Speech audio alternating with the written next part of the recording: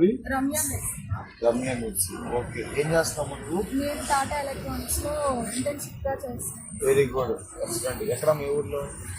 అది హోజూర్, బెంగళూరు దగ్గర హోజూర్. నాన్నగారి పేరు? నాన్నగారి పేరు జగజ్జీవన్ రావు. సొంతూరు ఎవరమ్మా? నంబూరు. ఓకే, ఎక్కడి నుంచి బయలుదేరావు నువ్వు? ఇప్పుడు నేను కుప్పం నుంచి బయలుదేరి విజయవాడ జంక్షన్ వచ్చాను. అక్కడ నుంచి ఏమైందంటే డాడీ కాల్ చేస్తే ఆటో ఎక్కిరమ్మా అక్కడ దాకానని అన్నారు. ఓకే అని చెప్పేసి బస్ స్టాండ్ వరకు ఆ తాతయ్య బాగానే తీసుకొచ్చాడు, ఏం మాట్లాడకుండా. సరే అని అనుకున్నాను. అక్కడ నుంచి వచ్చిన తర్వాత డాడీ కాల్ చేస్తే డాడీ అన్నారు బస్ ఎక్కిరమ్మా అంటే సరే అని చెప్పేసి నేను ఎక్స్ప్రెస్ బస్సులు ఉంటాయి అవి ఎక్కుదామని చెప్పేసి వెళ్తే మేము దింపము, ఆడపిల్లల్ని మేము ఈ టైంలో దింపము, కావాలని మేము బస్ స్టాండ్లో దింపాం, గుంటూరు బస్ స్టాండ్లో అని అన్నారు. లేదు సార్ మా డాడీ వచ్చేసారు అక్కడికి, అక్కడ దింపండి అని అంటే మీ డాడీ ఉంటే దింపుదాము లేదని దింపము అని అన్నారు. మా డాడీ ఏమో ఇంకా నేను వస్తున్నాను అని చెప్పేసి అన్నాను. ఈలోపు మరి సీట్లేమో ఖాళీ లేవు లోపల బస్సులో. సరే అని చెప్పేసి బస్ దిగేసి ఇంక నాకు ఏడుపు వచ్చేసి నాకు ఆ టైంలో డాడీ హెల్త్ బాగోక ఇలా పడుకున్నారు, మరి నా పరిస్థితి ఎలా అని చెప్పేసి నేను ఇంకా నాకు బాధ వేసేసి అక్కడ బస్ స్టాండ్లో చాలా మంది మగవాళ్ళు ఉన్నారు. ఎక్కడ కూర్చొని వెళ్దాము అని అన్నా ఎవరు ఆడవాళ్ళు లేరు. ఇంకా సరే అని చెప్పేసి ఆ భయంలో నాకు ఏడుపు వచ్చేసి ఏడుస్తుంటే నా ఎదురుగా నిల్చొని మేడం ఎక్కడ దాకా వెళ్ళాలి అని చెప్పేసి అన్నాను. నేను ఇలా గుంటూరు టోల్గేట్ దాకా వెళ్ళాలి అని అంటే మేము తీసుకెళ్తాను వస్తారా, ఈ టైంలో మరి ఏముండవు కదా, రండి పర్లేదు మీరు వెళ్ళండి నేను రాను, ఏదో బస్ ఎక్కేళ్తాను నేను అంటే పర్లేదులేండి ఏడుస్తున్నారు కదా పర్లేదు రండి అని చెప్పేసి నా ఎదురు నుంచుంటే నాకు కొంచెం టైం కావాలి ఆలోచించుకోవడానికి, మీరు వెళ్ళండి, నాకు ఒకవేళ నేను కావాలంటే నేను ఎక్కుతాను మీ ఆటోని అంటే నా ఎదురు నుంచున్నారు. ఇంకా వెళ్ళట్లా, ఏడుస్తుంటే ఎందుకు ఏడుస్తారు అని దగ్గరికి వస్తుంటే ఇంకా మీరు రండి నేను తీసుకెళ్తాను అన్నాను. ఇలా మరి బస్సులు లేవు, మరి ఏ బస్సును అడిగినా తీసుకెళ్ళను అంటున్నారు. ఏ బస్సును అడిగినా కానీ ఒకలా రెస్పాండ్ అవ్వట్లేదు, ఒకలా రెస్పాండ్ అయితే ఇలాగా చెప్తున్నారు నేను ఎట్లా దించుము అని. సరే అని చెప్పేసి ఇంకా నేను ఆటో దగ్గరికి వెళ్దాం రండి అని చెప్పేసి బయటికి తీసుకొచ్చిన తర్వాత ఇంక నేను బయటకు వచ్చేసి డాడీతో మాట్లాడుతా ఇక ఈ యాప్లో నేను రిజిస్టర్ అయిపోయాను. శక్తి యాప్ లో నేను రిజిస్టర్ అయిపోయాను. Very good. అక్కడే విజయవాడ బస్ స్టాండ్ దగ్గర నేను అయ్యాను. అవ్వగానే నేను ఆటో ఎక్కగానే ఏంటి మేడం ఫోటో తీసుకుంటున్నారు ఏంటి బ్యాక్ సైడ్ నుంచి ఆటోది అని చెప్పేసి అన్న. అదేం లేదు ఏం లేదండి మామూలుగానే పేరెంట్స్తో మాట్లాడుతాను బయట అని చెప్పేసి అన్నాను. అంటే లేదు చెప్పండి మేడం మేము అలాంటి వాడిని నేను కాదులేండి నేను బాగానే తీసుకెళ్తాను అన్న. సరే మీరు నడపండి అని అంటే ఏ టైంలోనైనా మీరు ఏడుస్తున్నారు అని చెప్పేసి తీసుకెళ్తున్నాను అని చెప్పేసి అన్నారు. సరే పదండి మీరు తీసుకెళ్ళండి అని చెప్పేసి సైలెంట్గా అని కూర్చున్నాను.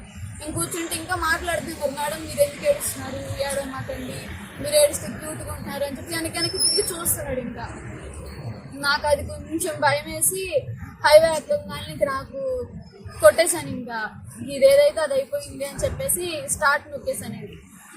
అది నొక్కగానే ఇక ఫోన్లు వచ్చేసి ఫోన్ రాగానే ఏంటి మేడం ఏంటి అనుకోవాల్సి వస్తున్నాయి మీకు ఏంటి అంత భయపడుతున్నారు ఎందుకని అని చెప్పేసాను. మా ఫ్రెండ్స్ అలా మీరని చెప్పలేదు పోలీసులు అని చెప్పలేదు. పోలీసు అని చెప్తే మళ్ళీ ఎక్కడ ఇదైపోద్దా అని చెప్పేసి నేను చెప్పకుండా సైలెంట్గా మా ఫ్రెండ్స్ చేస్తున్నారు ఇట్లా అని చెప్పేసి మా ఫ్రెండ్స్ మా పేరెంట్స్ చేస్తున్నారు ఆడుతున్నాం కదా ఇలా వెళ్తున్నాం కదా అంతే చెప్పి చేస్తున్నారు అని అంటే పర్లేదు మేడం నేను తీసుకెళ్తాను జాగ్రత్తగా తీసుకెళ్తాను మీకు ఏ భయం లేదు అని చెప్పేసి కొంచెం స్పీడ్ పెంచుతున్నారు స్లో చేస్తారు. అదే నేను 40లో వెళ్తున్నాను అని చెప్పేసి మాట్లాడారు. నవ్వటం అంటే ఏం లేదు మామూలు చూస్తున్నారు మాట్లాడుతున్నారు. ఇంకా నాకు కొంచెం తేడా అనిపించింది. ఇంకా తేడా దాంట్లో మళ్ళీ మీరేనా ఏడిస్తే క్యూట్గా ఉన్నారు మీ ఫాదర్ ఏం చేస్తారు మీరు ఎక్కడి నుంచి వచ్చారు మీరేం చేస్తారు మీరు ఎందుకు వెళ్ళారు మీ ఫాదర్ ఏంటి అది అని నన్ను వివరాలు అడుగుతున్నారు.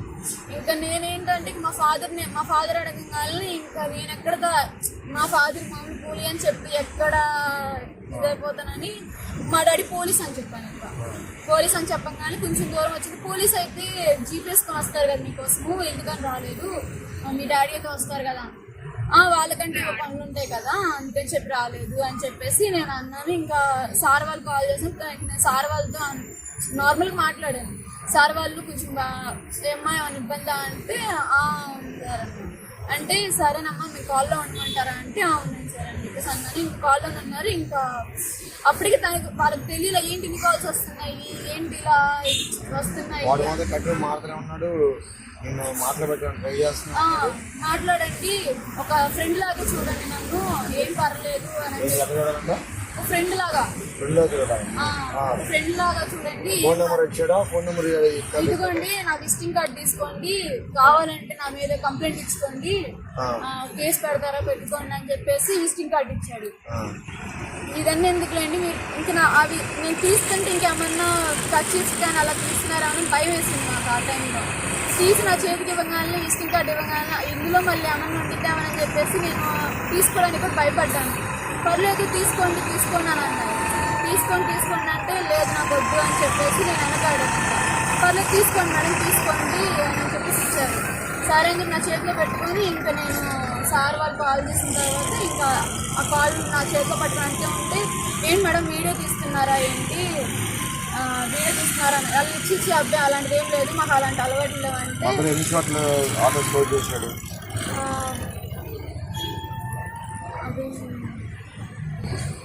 నేను అంతగా చూడలేదు సార్. మీరు మాట్లాడి ఫోన్ చేసినప్పుడు కొన్ని ఏరియాస్ చెప్పాను కదా, అక్కడక్కడ ఏరియాస్లో స్లో చేసేస్తున్నాను. కాల్ వచ్చిన అనగానే కొంచెం స్లో చేస్తున్నారు. కాల్కి ఇలా దించగానే ఫోన్ ఇవ్వండి అంటే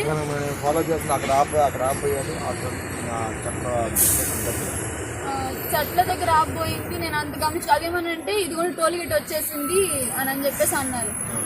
అంటే మీరు ఫోన్ ఇవ్వండి ముందుంటారు మా డాడీ, మీరు ఫోన్ ఇవ్వండి అని అంటే కొంచెం దూరంలో ఉండగానే అక్కడ టర్నింగ్ ఇక్కడ కాదు టర్నింగ్ లో ఉంటుంది కదా అక్కడే చెప్పారు నాకు. అంటే ఇట్లా తీసుకుని ఇట్లా వెళ్ళే టర్నింగ్ అవుతుంది అక్కడ అన్నారు. ఇంకా ఇదేగా నీతో మాట్లాడి నీతో చేయాలని చెప్పి ఫోన్ నెంబర్ ఇచ్చేసి పెళ్లిగా నవ్వుతూ బాగుంటామని అంతా వచ్చి జాగ్రత్తగా అతను వేరే మిస్బిహేవ్ చేయడానికి ప్రయత్నం చేశాడు. అంతేగా తల్లి అంతేనా? భయం వేసింది. వాళ్ళ ప్రవర్తనలో మార్పు ఉంది అంతే కదా. నైట్ పూట నుంచి అవసరం ఆటో ఆపేయాడు, ఆటో స్లో చేసి నేను పక్క తీసుకుని పోయాడు అంతే కదా. అమ్మ నాయాడు సరే అమ్మ వెరీ గుడ్. ఇట్లా మంచి పని చేస్తావు తల్లి. ఆ విధంగా శక్తి యాప్ ద్వారా నువ్వు ఈరోజు సేవ్ అయ్యి అంతే కదా. వెరీ గుడ్ అమ్మ. జాగ్రత్త ఇదే విధంగా ఉండాలి. నువ్వు కూడా 10 మంది చెప్పాలి ఓకేనా. వెరీ గుడ్ అమ్మ రైట్.